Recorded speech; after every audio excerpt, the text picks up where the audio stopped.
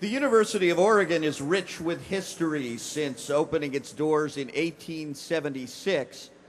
Our 280-acre campus houses historical buildings such as Deedy Hall, the oldest building on campus, built in 1876, as well as more modern structures.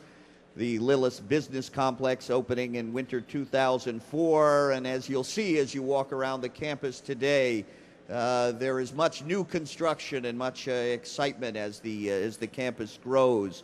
New facilities for the College of Education, the School of Music, the new Alumni Center, which is being built along Franklin Boulevard at the gateway to the campus, and of course the new Matthew Knight Arena that will soon replace venerable MacArthur Court as the home of Duck athletic programs. We should also note that the university has now established a major presence in Portland with the U of O Portland Center, which is housed in the historic White Stag Block in Old Town Chinatown. The strength of this history has allowed the university to establish distinguished academic programs for students. UO students select courses and majors from the College of Arts and Sciences, the School of Journalism and Communication, the College of Education, the School of Music and Dance, the School of Architecture and Allied Arts, the Lundquist College of Business, and the Clark Honors College.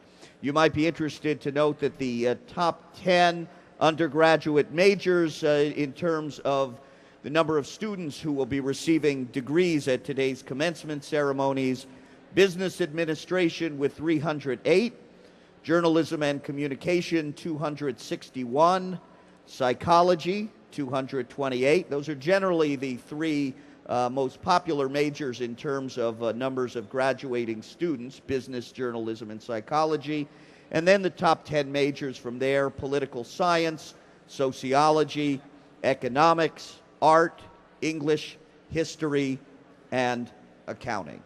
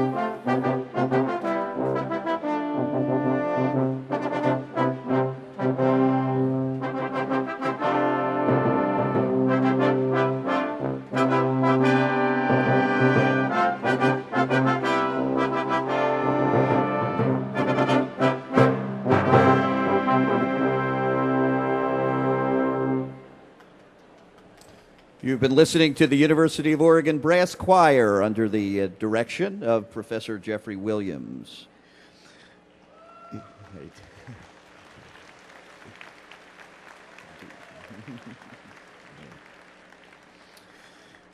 The order of exercises for today's commencement ceremony is listed on page 6 of your commencement program. The ceremony will begin with the processional, which will enter from the rear of the main floor of MacArthur Court. Leading the procession will be the color guard carrying flags of the United States and the state of Oregon. That will be followed by the university banner, which is carried by graduating senior Anthony Meekum. Matthew Deedy designed the University of Oregon seal in 1877, and the seal displays Mount Hood and the university's motto, Mens Agitat Molem, which means mind moves mass. Following the banner are the university marshals, Alan Dickman and Dennis Dussault, who have the honor of being marshals because they have been recipients of the university's highest teaching awards. The first group of graduates will enter from the College of Arts and Sciences. They'll be followed by students from the Robert Donald Clark Honors College.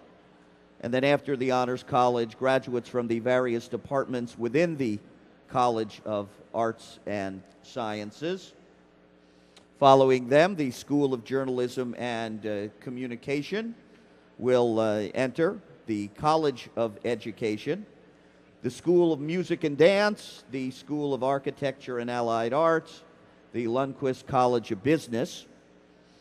Those students will then be followed by the doctoral candidates who will be receiving their PhDs at today's ceremony, followed by the faculty, the University of Oregon Foundation trustees, and then the members of the Platform Party. And you'll see the members of the Platform Party on page 7 of your program, beginning with University President Dave Frohnmayer, who will be presiding over his final commencement as University of Oregon president. The university's new president, Dr. Richard LaRiviere, will take over as U of O president on July 1st.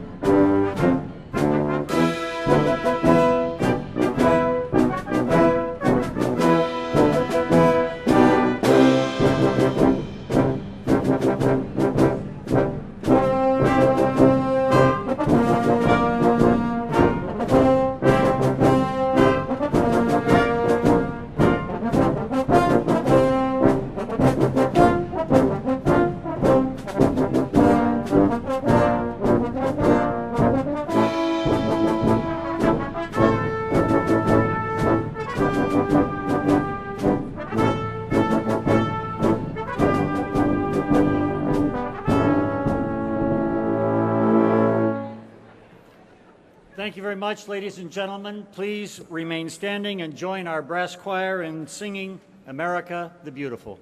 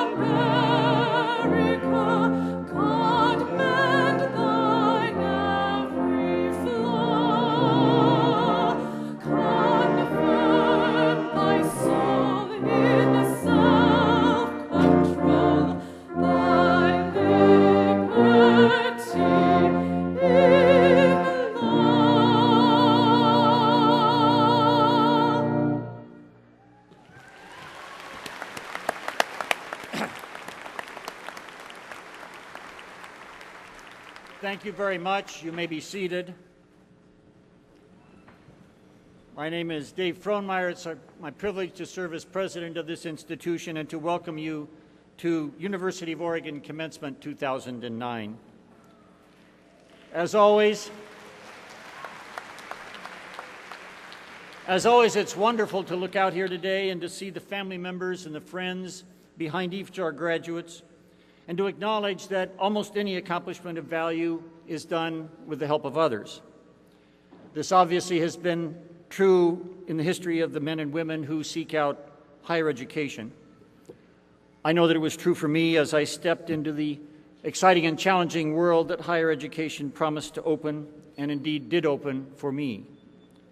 Parents, friends, teachers, other family members, each in his or her own invaluable way, encouraged me, dared me, guided me, prodded, supported me, consoled, and cheered as I moved into the breadth and width of a world seen through the broadening lens of education.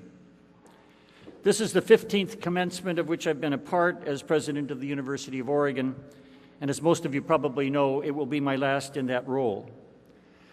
And over the 15 years, I've seen amazing changes on this campus as well as in the nation and the world at large. One of the far most reaching changes we have seen is in the area of technology, as computers and then PowerBooks and PDAs have replaced typewriters. The internet, the web have placed a world of information at our fingertips. MySpace, YouTube, and other social networking sites, along with texting and twittering and what other adjectives one might apply, have exploded the meaning, the possibilities, and even the dangers of interpersonal communications. Yet in those 15 years, one thing has not changed: the ability of one person who cares, who commits, one person who invests his or her life in the life of another to make that vital difference. That difference that we experience in classrooms and labs, the difference felt over a 3 a.m. cup of coffee. And it's a difference that brings you all here today. The examples are many, from professors to administrative staff, parents to friends, from the stranger who helps out in that moment of need, to the longtime classmate who sticks with you when the road ahead otherwise would be dark and even bleak. You know who they are, and for all of you, it's my hope, our hope, that many of them are here today with you. So I'd like you to give them a hand, and hope that each of you graduating today will do that, and in so doing, give them thanks for what they have given to you. Please.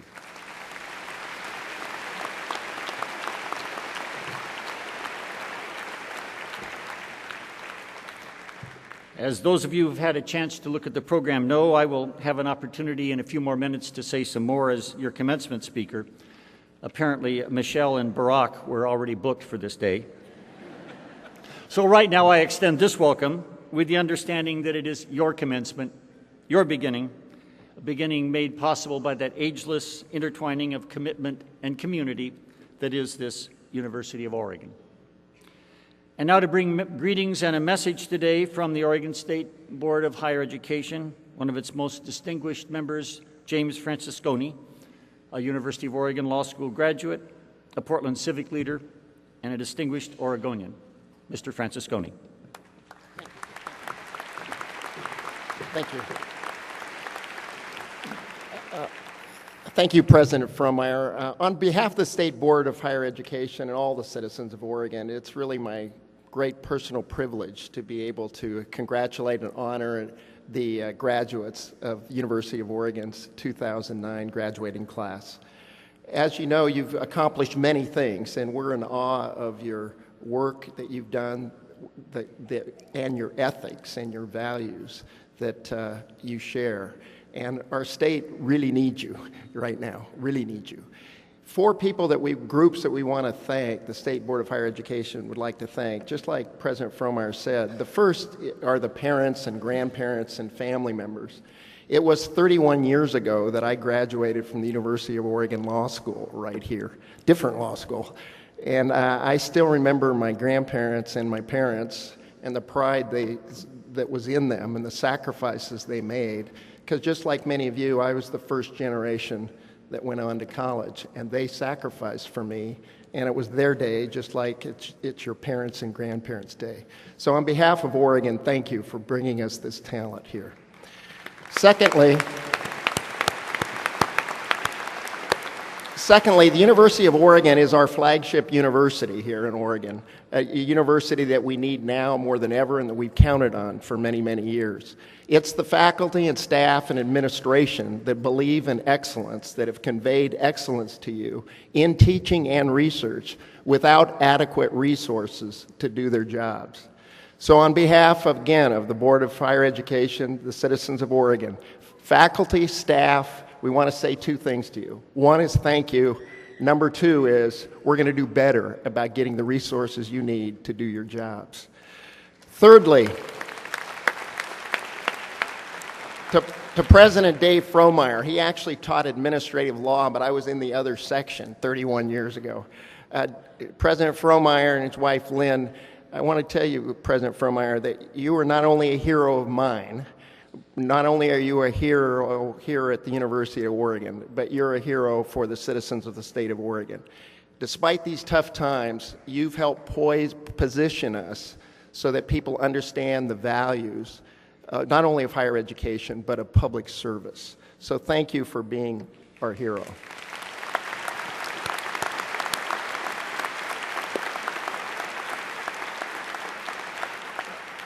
And finally, to the graduates, as I've said already, we need you. We are in awe of the talents that you have, your hard work, your ethic, the demonstration that you've achieved here today.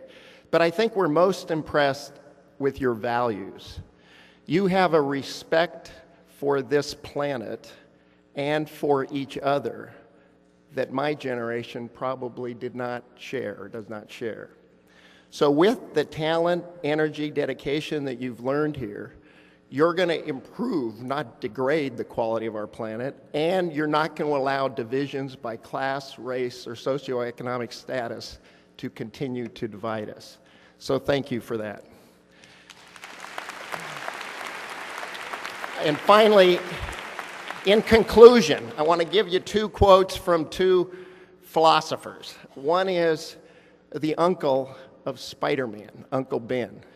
And Uncle Ben told Peter Parker that with great power comes great responsibility.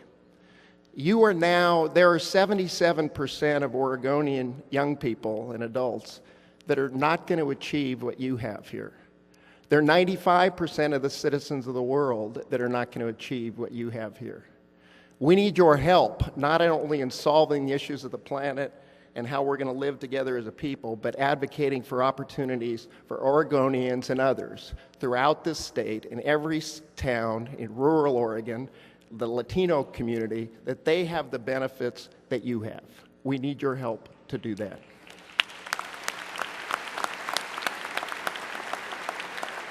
In conclusion, that other great American philosopher that I'm going to quote right now, in conclusion, also reminds me of your president. He was a constitutional law scholar, he is. He served in the legislature.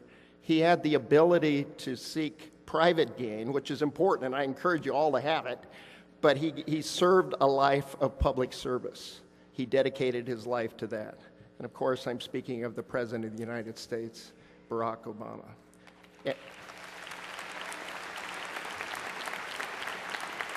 And these were his words to the graduating class at Notre Dame 2 weeks ago. Make service a way of life, because when you serve, it doesn't just improve your community, it makes you part of the community.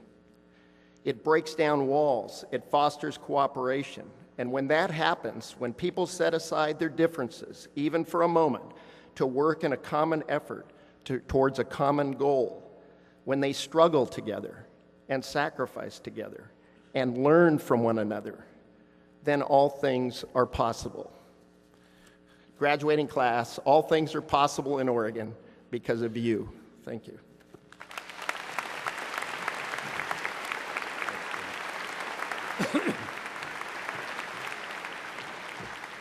Thank you very much, Jim Francesconi, for those eloquent and helpful remarks. This part of the commencement program recognizes faculty, alumni, and citizens of our broader community whose contributions are deserving of special university recognition. The individuals receiving these honors were actually given these awards in specific recognition of their accomplishments in a separate ceremony earlier this morning. And your commencement program, which I do commend to you, contains much more detailed information outlining their collective contributions and accomplishments which merit these distinguished awards.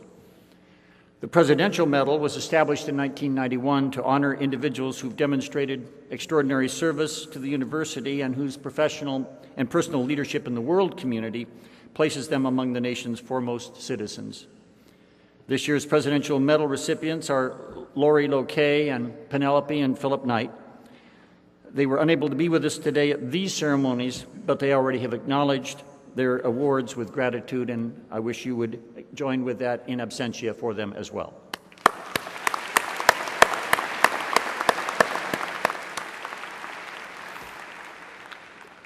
For 48 years, the faculty of the University of Oregon has been recognizing those who, in the words of the citation, by their knowledge and skills, have made a significant contribution to the cultural development of Oregon or to society as a whole, and the faculty confers upon them its highest honor, the Distinguished Service Award.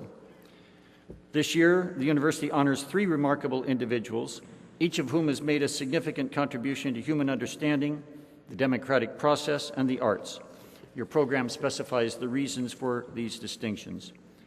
2 are not able to be with us right now, Charles Walker and Eli Morgan, but we do have Mattie Reynolds. Mattie, would you please stand and be recognized for your outstanding service and achievements?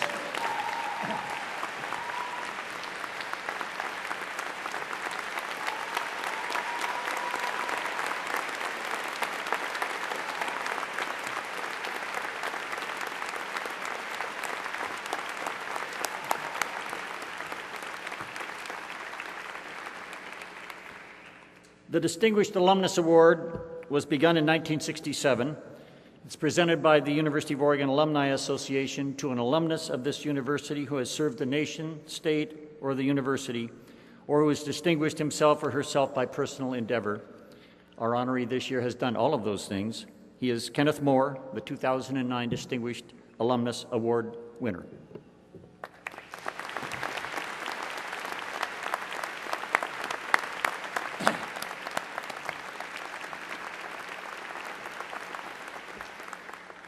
The Outstanding Young Alumnus Award was created in 1984 to recognize the distinctions of a young alumnus who has achieved outstanding professional status and personal dedication to his or her community.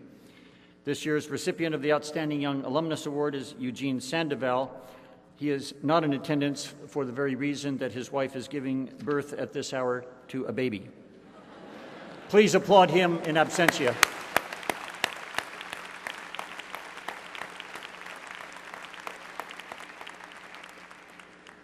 At this time, I would like to introduce Corey DeBraua of the University of Oregon Alumni Association Board of Directors to give greetings to us all on behalf of the University of Oregon Alumni Association. Corey.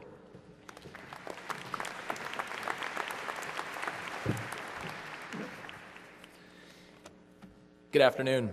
So, class of 2009, it's my honor as the president of the University of Oregon Alumni Association Board of Directors to stand among distinguished faculty, students, staff, parents, family, interested parties, and welcome you to your new status as graduates of the University of Oregon. It's a pretty powerful word, isn't it, graduate? Hey, you can clap, it's okay. I would applaud. My mom still says that word with no small amount of amazement or shock, so it seems like only a few short years ago I sat right where you are in my cap and gown, anticipating what the world had in store and relishing the 4 great years that I was leaving behind. This institution is where I met my wife, developed many great friendships, some of which still persist to this day, spent no small amount of money at Taylor's and other fine institutions of beverage science, studied journalism, and had many great sports moments here as both a participant and mostly as a spectator, both in this place, at the church that we'll call Hayward, and at Autzen Stadium. So one of my favorite college memories was going to Autzen to watch football games. And back when I was in school, it was a different experience. There were actually some empty seats. You could actually find an empty row. That's certainly not the case today. Today it's a mecca. It's a place for opposing teams to fear. One of the loudest stadiums in football. It's been sold out every game day since 1999. It's a very different kind of a deal. So just for a minute, indulge me. Pretend you're at Autzen. Just pretend. It's one of the great games in college football history. Let's say it's the Arizona State game in 2007. You know the one. Highest capacity ever recorded at Autzen Stadium. And the win produced 2 weeks of national championship talk that I think this place still talks about to this day. And the glorious moment from 15 years ago, as you're imagining the game beginning, right? So the motorcycle is kind of revving up and you can see kind of the fans going nuts all around you. There is the infamous moment in which we see Kenny Wheaton making his history-changing, game-saving interception, running for 97 yards for a touchdown that would beat the University of Washington and catapult the Ducks into the Rose Bowl. This happened many years ago, 15 to be exact. I was living in New York City at the time, and my wife and I were in a bar.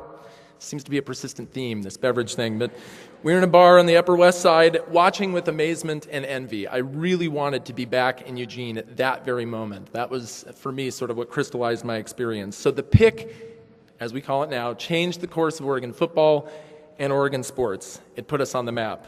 Well, 15 years ago, that was not the only pick that changed the course of the University of Oregon. That same year, in 1994, Dave Frohnmayer began his first year as the president of this university. He was picked to serve by a selection committee, and we were about to embark on a change considerably more monumental than the pick by Kenny Wheaton.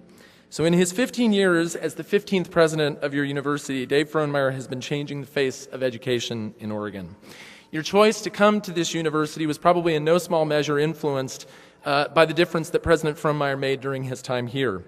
Perhaps you read about the university's rankings in U.S. News & World Report, a list that we continue to appear on to this day. Maybe you studied in one of the academic centers or institutions that have been built under his leadership. More than $500 million worth of new construction has occurred during Dave's administration. So it's pretty much a given that you sat in a classroom or a building, studied, visited with friends that was in some way either built or renovated during his tenure here.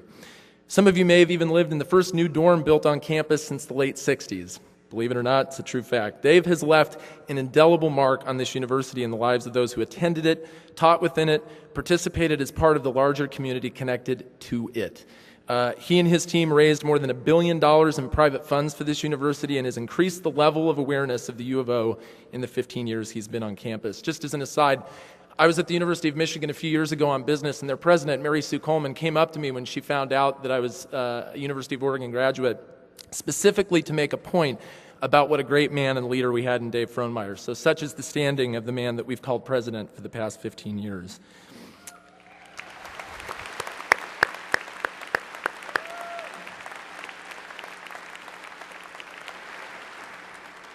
So today you should feel an extra sense of pride as Dave walks with you as president in his last commencement in this role. He's been an extraordinary leader for this university, for the state, as Jim said earlier. He has proven that a lot can happen in 15 years, and that may seem like a lifetime to many of you now, right? 15, there's a lot of digits in that number. But as president of the Alumni Association, I was asked to participate this year in the search committee that identified Dave's successor, Dr. Richard Lariviere. And I can say unequivocally, because many of those same search committee members are behind me on stage, that this team effort was the single most rewarding moment that I've had as a Duck, and it came more than 20 years after I left this place. And that's a pretty remarkable statement to be able to make about any institution, right? That it can give you the best year of your life well after you've left its hallowed halls. And so for me, I know that 2009 was my best year as a Duck. And I will say that as graduates, I know that each and every one of you still have your best years as a Duck ahead of you. So the past 15 years have been incredible for this university, and because of that, the 15 years ahead of us will be even more remarkable. Not just for the University of Oregon or the campus, but for you individually. The education you've received, the friendships you've made will last a lifetime and catapult you into the future with hope and optimism for what it will bring, what you can contribute, and what possibilities await. So as you graduate and join the more than 155,000 University of Oregon alums around the world, on behalf of the Alumni Association, I welcome you to our ranks, officially, and to a new lifelong connection that will continue well into the future. Congratulations, class of 2009. Thank you so much, Dave Frohnmayer, for everything you've done. Welcome, Dr. Richard Lariviere, to the University of Oregon family, and above all else, go Ducks. Thank you.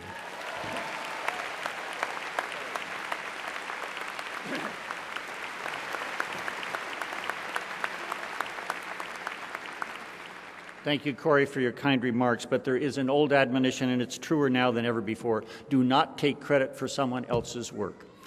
The people who have made this university great are our faculty, our great students, a very dedicated and underpaid staff, and wonderful friends who have found reason to flock to this university and continue to burnish its shine and its star. So thank you to you and to all of them. I don't want to take credit for their great work. And I want now to recognize someone who already in a short year in this job, although he already had served with great distinction as Dean of our College of Business, now recognize Senior Vice President and Provost James Bean as we continue recognizing award recipients. James Bean, please.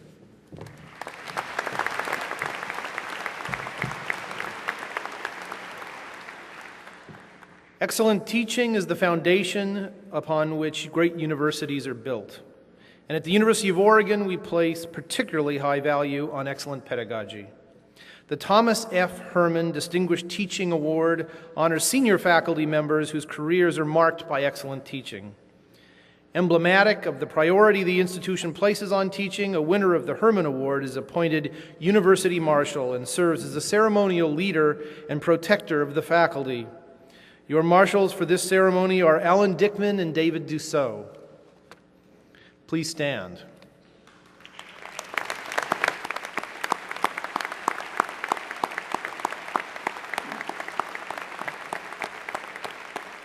They are winners of the Herman Award along with Michael Dreiling, who could not be with us today. Thank you.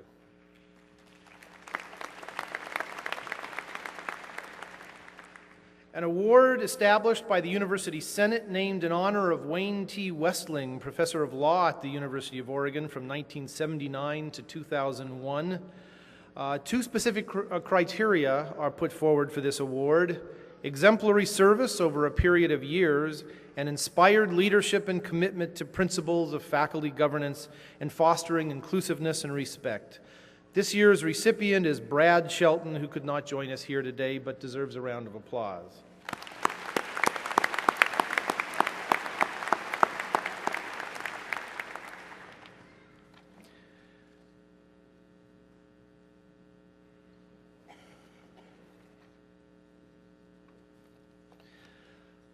The Stein Award, funded by Donald and Daryl Steiner and administered by the Graduate School, is designed to recognize outstanding teaching performances by experienced graduate teaching fellows who have demonstrated a commitment to developing their instructional skills while at the same time excelling in their academic degree program. Would Betty Chen and Sean Laurent please stand to be recognized at this time?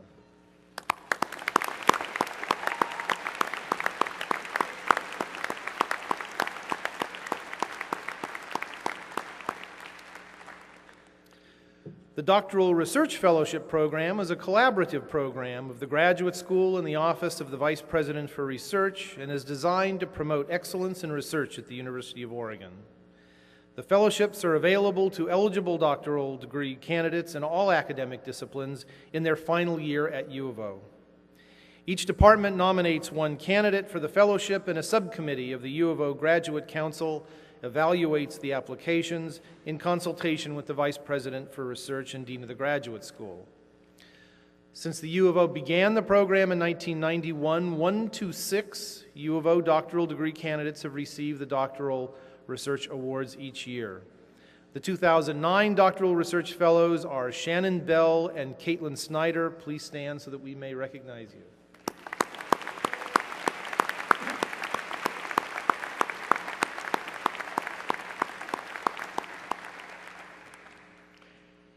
It is now my pleasure and an honor to introduce our commencement speaker today. Dave Frohnmayer was appointed president of the University of Oregon on July 1, 1994, nearly 15 years ago. I'd like to offer just a bit of background for those of you who do not know of his extensive service to the public and to higher education. He formerly served as dean of the University of Oregon School of Law, as Oregon's Attorney General, as a member of the Oregon House of Representatives, as a law professor and legal counsel to the president of the University of Oregon. As Attorney General, he argued 7 cases in front of the United States Supreme Court, winning 6, the most cases and best record of any contemporary state attorney general.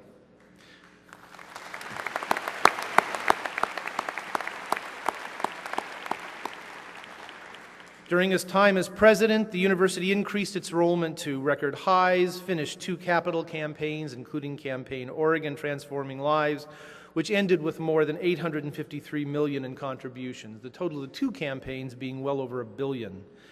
This second campaign is a record for the state of Oregon.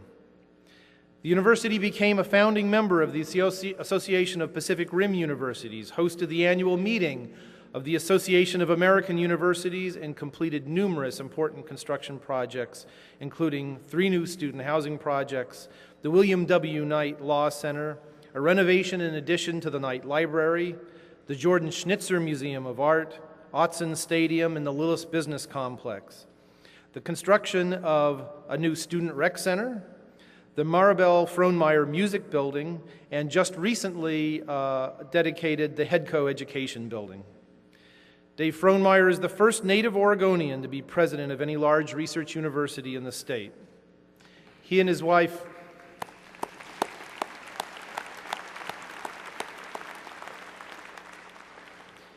Lynn are founders of the Fanconi Anemia Research Fund. He's founding director of the National Marrow Donor Program, a fellow of the American Academy of Arts and Sciences, a magna cum laude graduate from Harvard, and a Rhodes Scholar. He received his law degree from the University of California at Berkeley.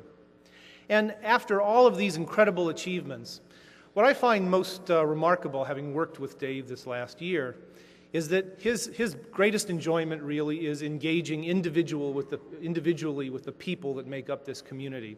I asked him just the other day at dinner what he was going to miss the most as he left this position.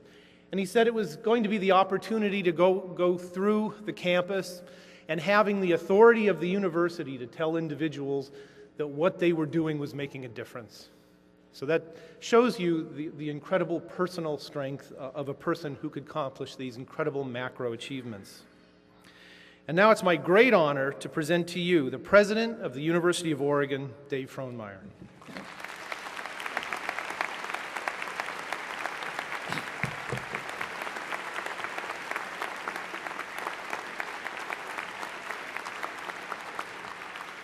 Thank you, Jim, for the kind introduction and the opportunity to address you today.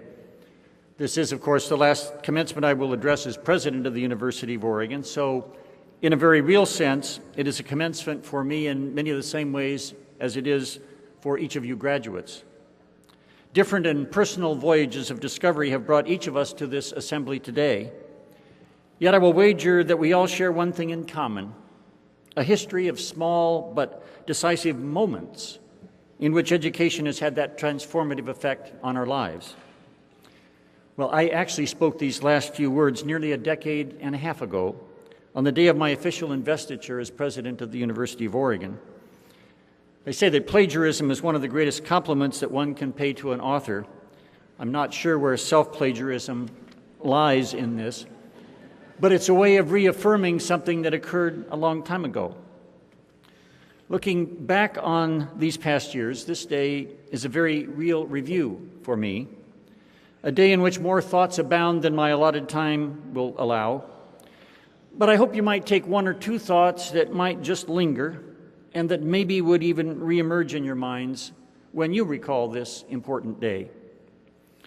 I won't attempt in these few minutes, and I assure you that they will be few, to recite every piece of wisdom gained in the past 15 years in office, although I have gained at least one good joke, or at least I think so, which I will share with you later. So stick with me. The first of these thoughts is that decisive moment in education that one finds, that I alluded to a moment ago, is important to talk about. The second is a sense of time. The third is a perspective, ever so brief, on history and heroes. And the fourth is what you can learn from parachutes and propane stoves. Back to that moment in education. It's my hope, my belief, that in your time here at the University of Oregon, whether as an undergraduate or a graduate student, you've experienced that decisive moment where learning invaded your mind and set up a beachhead that will never be repelled. I still recall some of my experiences. Discovering a book that I never knew about in the quiet corner of a nurturing library, or working painstakingly, word by word, to translate Kafka's story, The Hungerkünstler, The Hunger Artist, from German into English. Visualizing for the first time the snake biting its tail that is organic chemistry's benzene ring. Seeing awestruck the mighty winged victory of Themistocles as I rounded a corner in the Louvre in Paris. Realizing that the mutated substitution of a single base pair out of millions in the gene sequence of DNA could threaten the life of a beloved child or of a friend. Studying the intricacies, puzzles, and wisdom of American constitutional law. Of course, I've just described solitary moments, but they came together with me, and I trust for you, with constant growth experiences among friends, social groups, musical ensembles, and with late night and early morning conversations that searched and expanded our limits and capabilities. Your experiences are undoubtedly as amazing and mind-opening as mine. And whether you are exploring the genetic secrets of the lace of life, the journalistic challenges of ethics and reporting, in history, the fall of empires, in art, the birth of Venus, in business, international business strategies, or psychology, the inner workings of the human mind, that decisive moment of discovery and insight, I trust, has happened with you again and again. Treasure those moments, nurture them, use them to create more of those moments for yourself and others. Now, a sense of time. Time is relative. Einstein, of course, told us that a century ago. You probably discovered it during the first midterm examination you weren't quite ready to take. But somewhere between that sense that you have all the time in the world and that today may be the last day of your life lies the truth of time and how you use it. The ancient Latin command, carpe diem, seize the day, is one way of grasping this. Make every moment count. More recently, which of course isn't too hard to do when compared to Roman times, which I just cited, the Jack Nicholson, Morgan Freeman movie, The Bucket List, told the story of two terminally ill men who create their bucket list, what they want to do before they kick the bucket. What do you want to do? It's a question worth asking with some urgency, and asking it now. It was asked also by Randy Pausch, a professor of computer science at Carnegie Mellon University. Dying of pancreatic cancer, he talked in his last lecture, which he also turned into a best-selling book, about how really to achieve your childhood dreams. What do you, what do I want to do, really to achieve, say, or teach before we experience our last breath? The novelist Saul Bellow wrote, "The quest is one and the same. We are all drawn to the same craters of the Spirit, to know what we are and what we are here for, to know our purpose." Here is a story. A few years ago, I attended my 40th Harvard class reunion, and in the midst of the usual reacquaintances, the assurances of looking good as ever, and questions about work and family, we attended a chapel service for the members of our class who had died. It was a classic New England setting in that spacious, white, unadorned congregational church that marks the east boundary of what's called Tercentenary Theater in Harvard Yard. An 11 a.m. service in straight back pews. We were there in dark and dignified colors, paying respects, each in his or her own way, quite seriously remembering our classmates and pondering the hugeness and reality of lives concluded, work undone, mortality. Each of us held a program of sorts, and on this paper were listed in 3 rows the names of those now gone, roughly 10% of us. 3 rows. 2 rows of 34 names each, and 1 row of only 33. Space for 1 more name. Now, there was no thunder and lightning at this moment, no beam of sunshine or voice above, but it struck me profoundly that that empty space on the 3rd column could have been filled in with my own name. Many of you may not know this, and it was otherwise of no consequence, but 3 years prior to that gathering at Harvard, in October of 1999, my heart stopped. In what were extraordinary and some might say miraculous circumstances, I was revived and returned to health. It was a still unexplained internal cardiac electrical malfunction, while I was literally mid-sentence at a high-level conference of the National Institutes of Health in Bethesda, Maryland. A physician observing in the audience rushed to my aid and delivered nonstop CPR for 29 minutes, well beyond any conceivable survival curve. He rightly received a Hero's Medal. I got an extension of life that brings us to this very hour nearly 11 years later. But my heart could easily have stayed stopped, and the printer of that Harvard College Memorial Program for the class of 1962 would have added that 34th name to the third column. It would have been mine. So I suppose it's natural and right for each of you graduating to look forward to 40, 50, or 60 years, wondering what you might accomplish, what you might be remembered for after a long and successful life, with very little sense of urgency, very little sense of the possibility of being that 34th name sooner rather than later. Now, I'm not asking you to become nervous wrecks, looking over your shoulders at some approaching grim reaper, to become frantic workaholics, never to relax or enjoy the world or friends, because without those latter, of course, life would be empty. I am suggesting, though, that you live thoughtful, consequential, and meaningful lives, lives where perspective and priorities inspire hopes and dreams, lives that understand, as the poet Billy Collins says it in his poem Marginalia, the importance for individuals to catch, as he put it, a ride into the future on a vessel more lasting than themselves. My counsel is that you don't wait to become something, let alone something or someone else. You already are something, and you need to live fully, nurturing this moment too. Let's talk briefly of heroes. Heroes are perhaps those whom we recognize as men and women who have caught that ride into the future on a vessel more lasting than themselves. Many people have said many things about heroes. Some have called heroism endurance for one moment more. Unhappy the land, said the playwright Bertolt Brecht, that is in the need of heroes. Heroes, says former newscaster Tom Brokaw, are people who rise to the occasion and slip quietly away. However you define heroes, we seem to need them, and history seems to remember them. The hero I talk about, though, is someone not just of the past, but also of a vision of the future. I think of my own father and mother.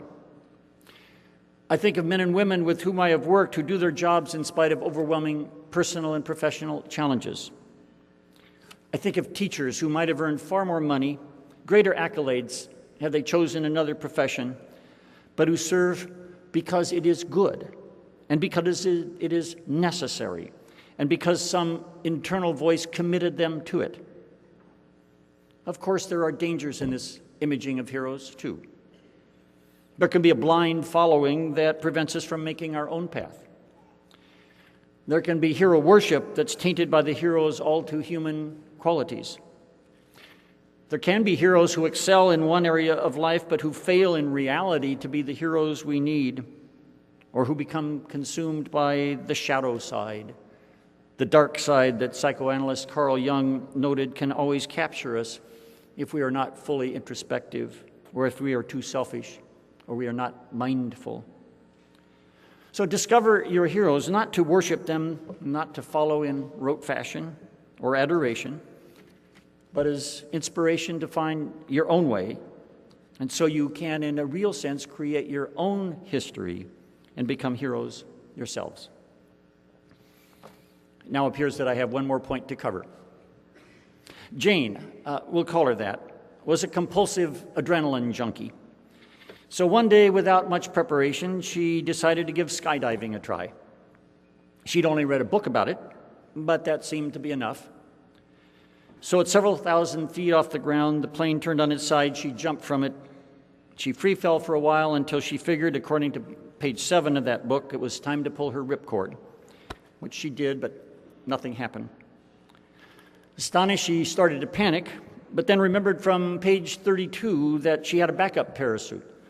She grabbed a second cord and pulled, and nothing happened except that 3 unattached feet of nylon cord were flapping around in her hand. She fell faster and faster and closer to the ground when she looked up and saw a man heading upward toward her as fast as she was falling. And finally they got close enough and she yelled, "Hey, do you know anything about parachutes?" "No, do you know anything about propane stoves?" There is out there, I believe, a temptation to be what I call the ungifted amateur, the one who reads a single book, hears one lecture, or watches a How to Do It show and thinks that he or she is an expert. I don't want to discourage you from trying things, from having adventures, from stepping beyond your safety net. But all I am saying is that to do some things right, you need experience, study, and more rigorous discipline in an effort to master something. Your diplomas today here are our certification that we believe you have mastered something significant. So this is your personal voyage of discovery. Step out and take it. Take it with lifelong yearning and a search for that moment, those moments in education. Take it with a balanced sense of time, a need to seize the day. Take it with knowing that you are not alone, with thanks for the heroes and the belief that you can become one too. And take it with a deep and meaningful sense of learning, avoiding wherever possible the non-lesson learned too late by our ungifted amateur parachutist. Our personal voyages, yours and mine, are taken with great hope and expectation, with joy and anticipation, with pride and thanks. There's no other way to take them. Congratulations. Godspeed.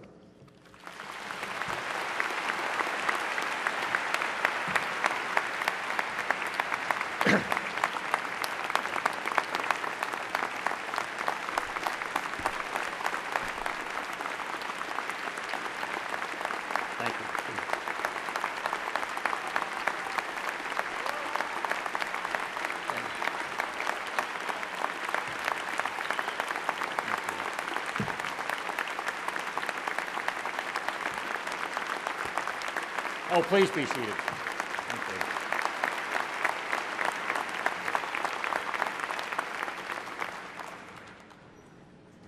Thank you very much.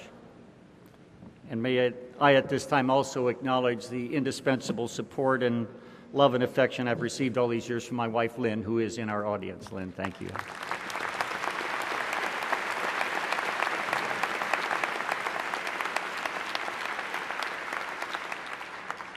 At this time, I'd like to introduce those members of the platform party who do not have a part that is speaking. So as I read your names, would you please stand and be recognized as you're introduced? We have with us today Deb Carver, Dean of Libraries.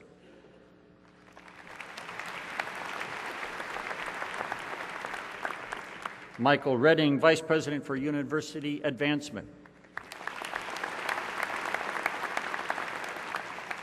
And may I add, recent doctoral recipient from the University of Pennsylvania only 2 weeks ago. Congratulations, Michael. Robin Holmes, Vice President for Student Affairs.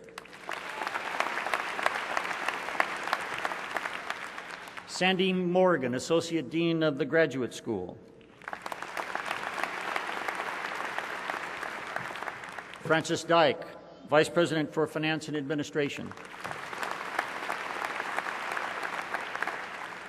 Charles Martinez, Vice Provost for Institutional Equity and Diversity. Karen Sprague, Vice Provost for Undergraduate Studies. Russ Tomlin, Vice Provost for Academic Affairs. Paul Shang, Assistant Vice President and Dean of Students.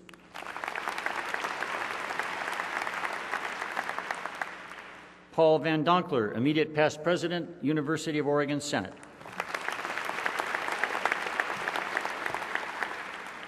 Sam Daughters-Katz, ASUO immediate past president and one of the finest student leaders I've ever had the opportunity with whom to work.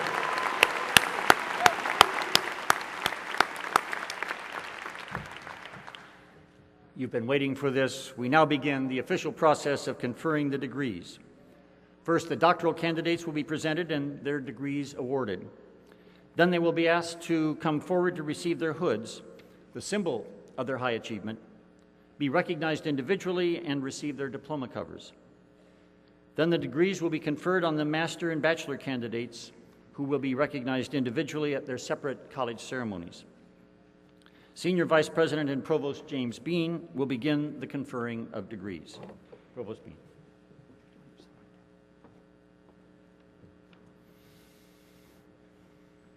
Will all candidates for doctoral degrees please rise and remain standing?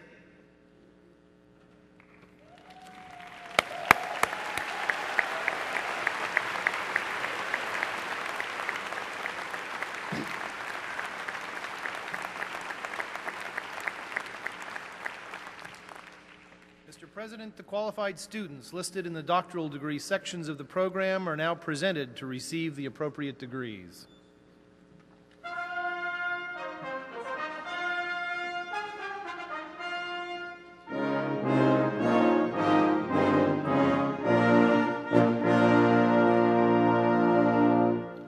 Upon the recommendation of the faculty and with the authority of the Oregon University system, I am pleased to confer upon you, the members of this June graduating class, the respective doctoral degrees which you have earned at the University of Oregon.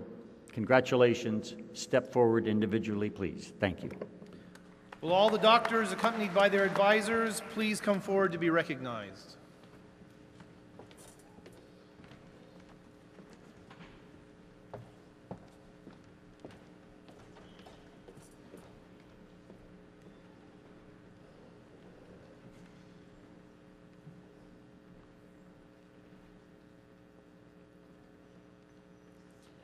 Gabrielle Megan Arness, advisor Stephen Pelosi from Music Performance.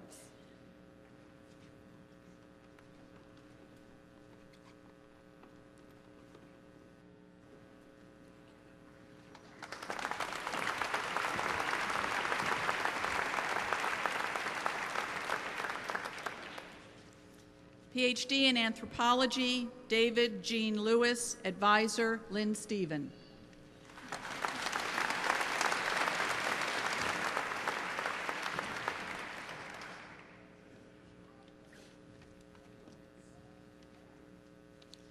PhD in Theater Arts, Christina Louise Allabach, advisor John Schmore.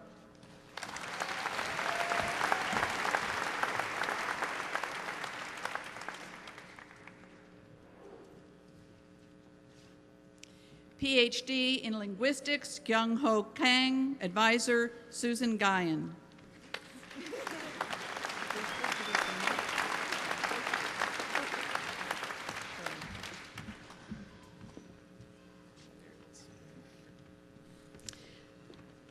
A doctorate in music performance, Olga Einvarg, advisor Dean Kramer.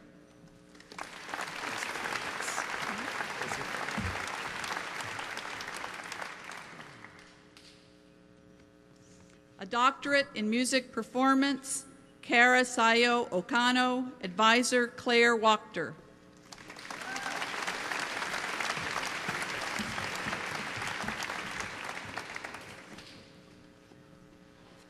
PhD in music theory, Kaori Katayama Noland, advisor Jack Boss.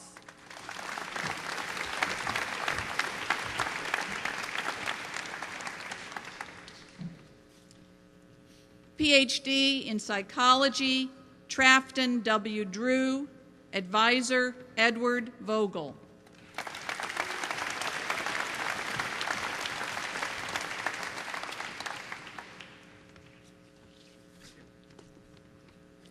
PhD in mathematics, Mark Gerard Walsh, advisor Boris Botvinnik.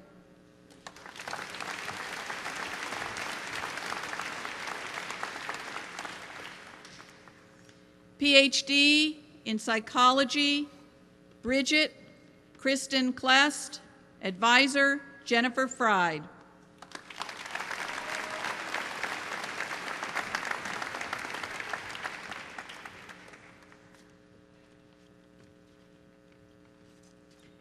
PhD, psychology, Jeffrey Thomas Laux. Advisor, Dare Baldwin.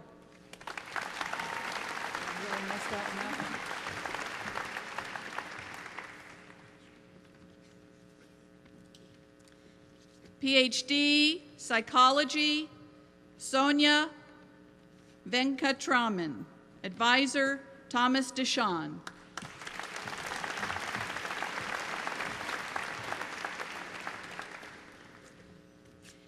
PhD, physics, Wei Gong. Advisor, Stephen Chu.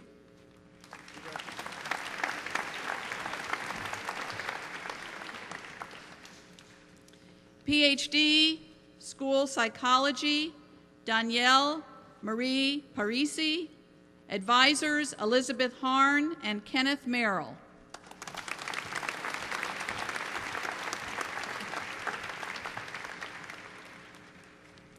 PhD, school psychology, Verity Helene Levitt. Advisor, Kenneth Merrill.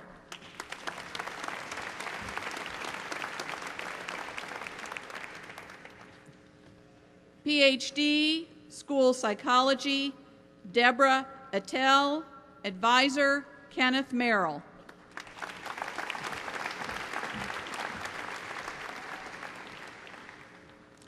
PhD, school psychology, Nicole Nakayama. Advisor, Kenneth Merrill.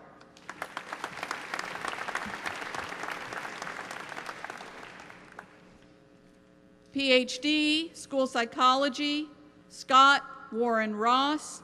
Advisors, Robert Horner and Kenneth Merrill.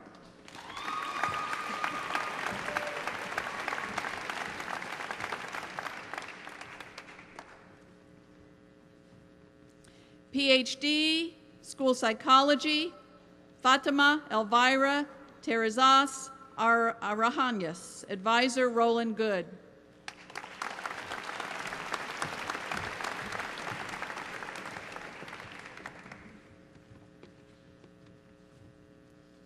PhD, Communication and Society, Janet Gibadi Kwame. Advisor, Leslie Steves.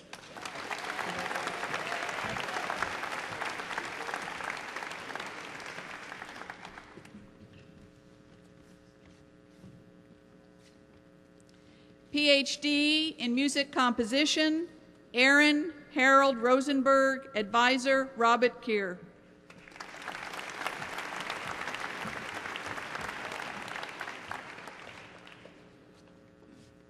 PhD in Psychology, Seraphin Shane Miller. Advisor, Gerard Saucier.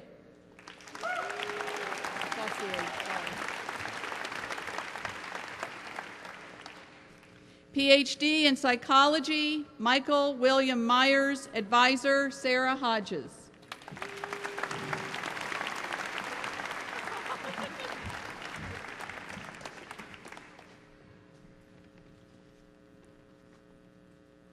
PhD in Psychology, Soponia Eep.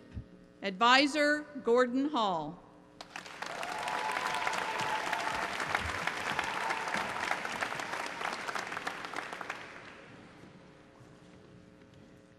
PhD in Counseling Psychology, Erica Leigh Medlock. Advisor, Linda Forrest.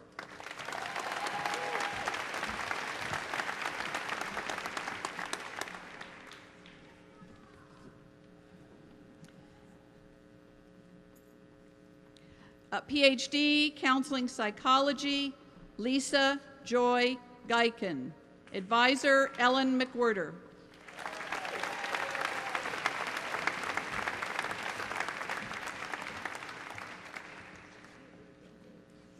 PhD, Counseling Psychology, Allison Cereso. Advisor, Benedict McWhirter.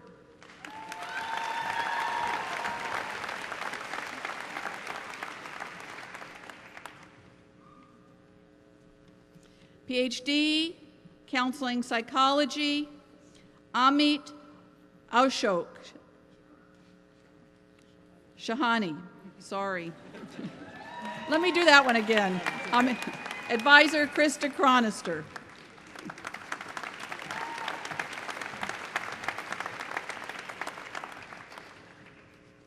PhD in Counseling Psychology, Kara Arndorfer. Advisor Elizabeth Stormshock.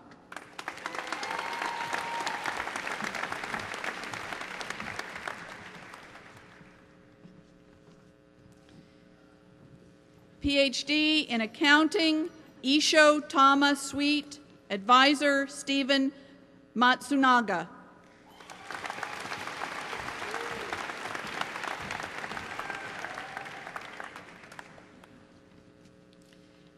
PhD in Accounting, Lisa Ann Eiler. Advisor David Gunther.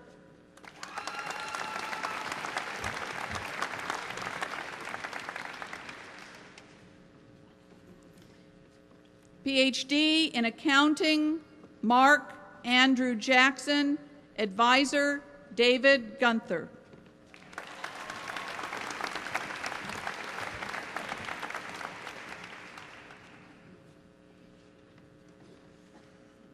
Doctor of Education in Educational Leadership, Barbara Nancy Miller. Advisor Diane Dunlap.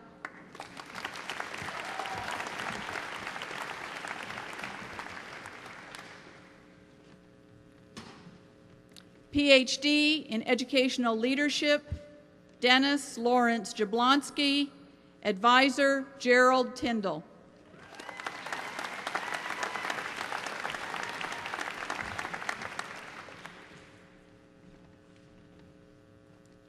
Doctorate of Education in Educational Leadership, William B. Rhodes. Advisor Gerald Tyndall.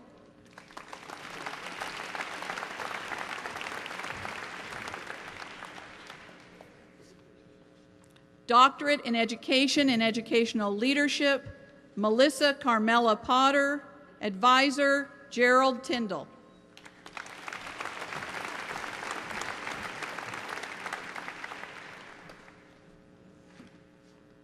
Doctorate in Education, Educational Leadership, Joshua Stephen Flossie.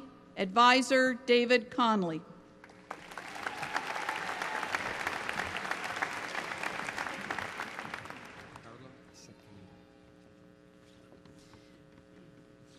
Doctor of Education in Educational Leadership, Carlos Sequeira. Advisor Kathleen Scalise.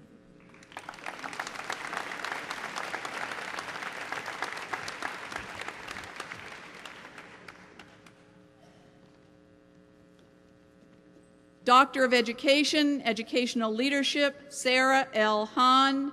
Advisor Kathleen Scalise.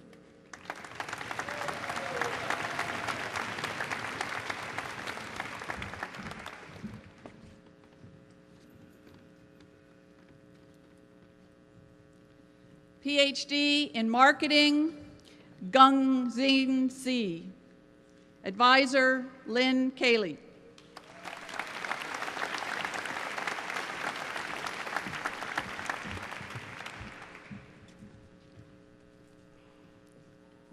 PhD in Management, Samuel Scott Holloway. Advisor Alan Meyer.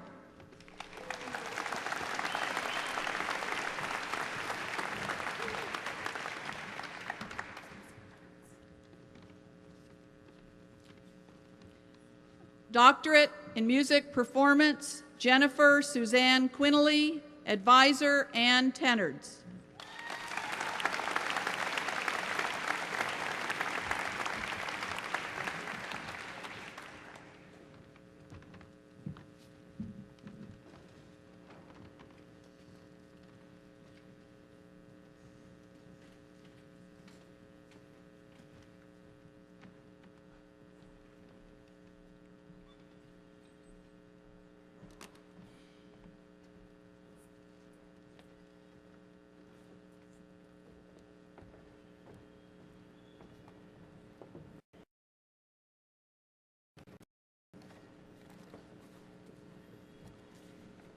Will all the master's candidates in the following schools and colleges please rise and remain standing? School of Music and Dance.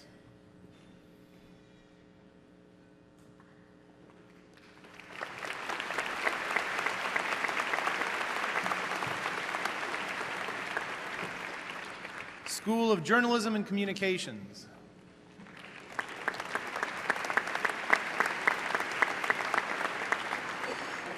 College of Education.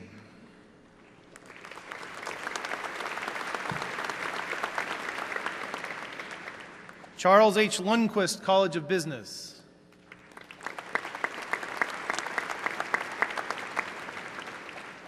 School of Architecture and Allied Arts.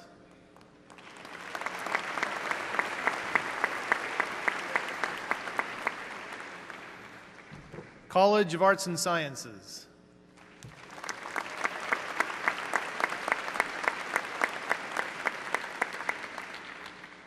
Mr. President, the qualified students listed in the several master's degree sections of the program are now presented to receive the appropriate degrees.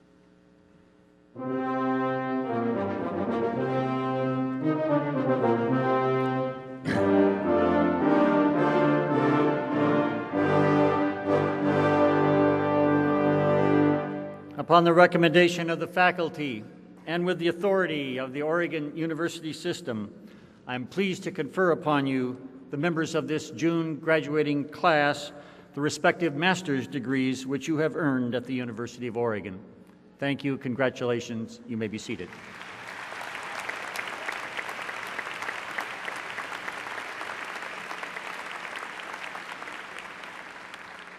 Once again, Senior Vice President Bean. The program today lists those students who have completed their requirements as of December 2008 and March 2009, as well as those who are candidates for degree conferral today. It is understood that the appropriate degrees are awarded to those candidates who have successfully completed all requirements by the end of spring term. The deans will present the candidates from each academic division. First, we call your special attention to page 20 of your program, which lists those candidates who have fulfilled the supplementary requirements of the Clark Honors College, in addition to those of their major department or school. David Frank, Dean of the Honors College. Will the candidates for the bachelor's degrees in Honors College please rise and remain standing until the degrees have been conferred? Mr. President, the qualified students listed in this section of the program are now presented to receive the appropriate degrees. Brad Foley, Dean of the School of Music and Dance. Will the candidates for the bachelor's degrees from the School of Music and Dance please rise and remain standing until the degrees have been conferred?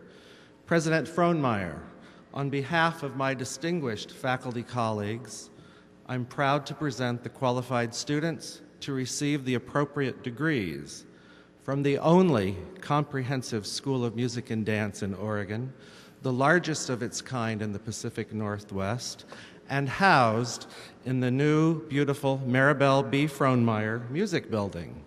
May their leadership in the arts, along with their enormous talents and creativity, bring beauty, grace, harmony, and peace to our world. Thank you.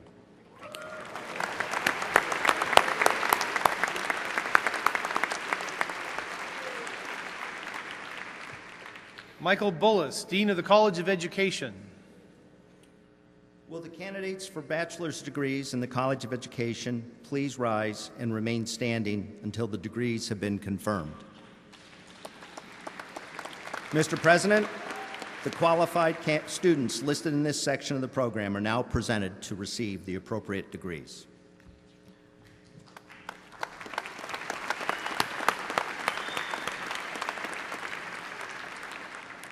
Timothy Gleason, Dean of the School of Journalism and Communication. Will the candidates for bachelor's degrees in the School of Journalism and Communication please rise and remain standing until the degrees have been conferred? Mr. President, the oldest and the best journalism school in the West, is proud to present the qualified students listed in this section of the program to receive the appropriate degree. We believe in the importance in the future of fact-based, ethical journalism in the public interest, and have great faith in the ability of this generation of journalists at this extraordinary moment in our history to help us achieve the potential for a richer and more vibrant democracy.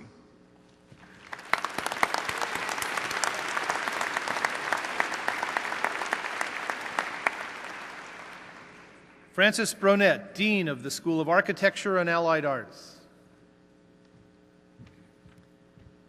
Will the candidates for the bachelor's degree in the School of Architecture and Allied Arts, where analysis and synthesis form the center of creative and productive action, please rise and remain standing until the degrees have been conferred.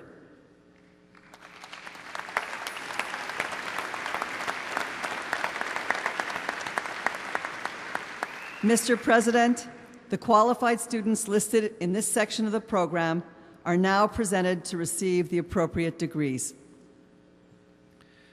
Dennis Howard, Dean of the Charles H. Lundquist College of Business. Will the candidates for a bachelor's degree from the Charles H. Lundquist College of Business rise and remain standing until the degrees have been conferred?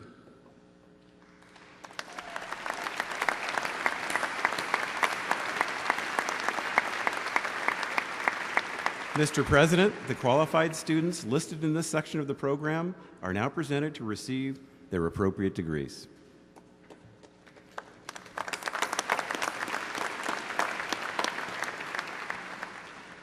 Scott Coltrane, Dean of College of Arts and Sciences. Will the candidates for bachelor's degrees in the College of Arts and Sciences please rise and remain standing until the degrees have been conferred?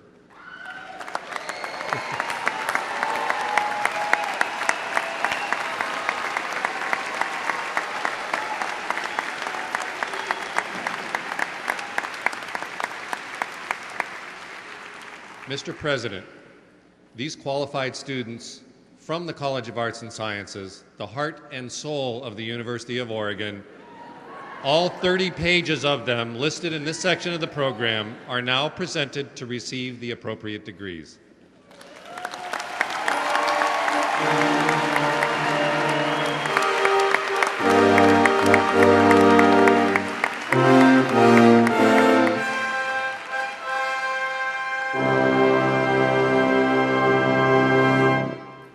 Upon the recommendation of the faculty and with the authority of the Oregon University system, I am pleased to confer upon you, the members of this June graduating class, the respective baccalaureate degrees which you have earned at this University of Oregon.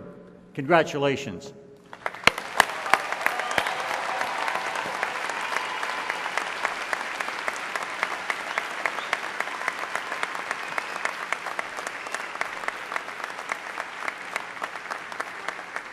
You may now move your tassel from the right to the left.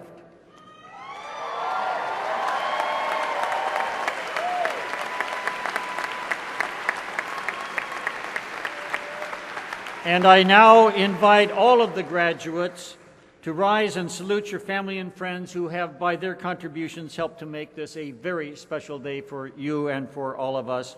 Please turn and give them a round of applause.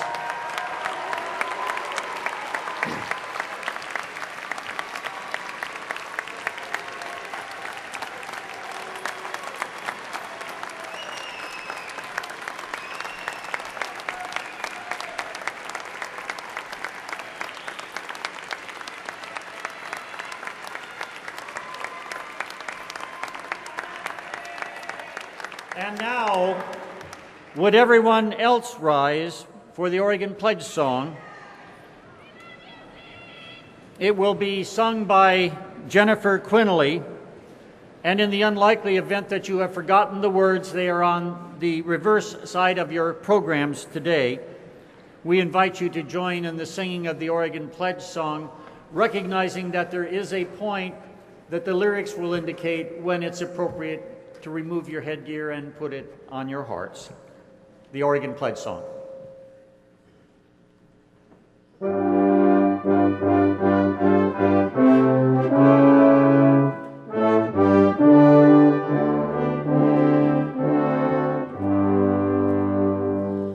Old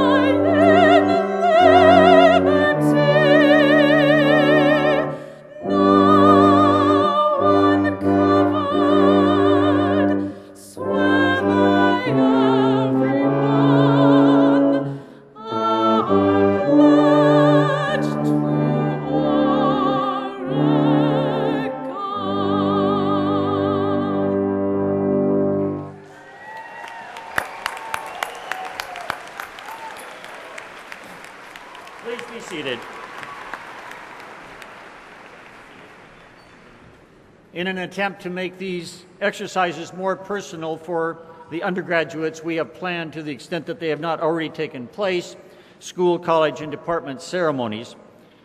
The remaining ones will take place at various locations beginning approximately 1 hour from now.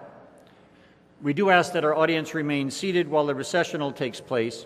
You will be able to meet your graduates outside of the court, across the street on the lawn at the Herb Memorial Union, directly north from here. I would like particularly to thank the graduates who carried their College of Arts and Sciences departmental signs. And just a final note, it's important to remind everyone that the Lundquist College of Business will be holding its ceremony here on these premises as soon as possible. So could you please be sure to exit the court within reasonable dispatch and meet outside on the lawn of the Herb Memorial Union. I now ask our university marshals, Alan Dickman and David Dussault, to begin the recessional by leading the platform party from this court. Thank you for coming. Congratulations again to our wonderful graduates.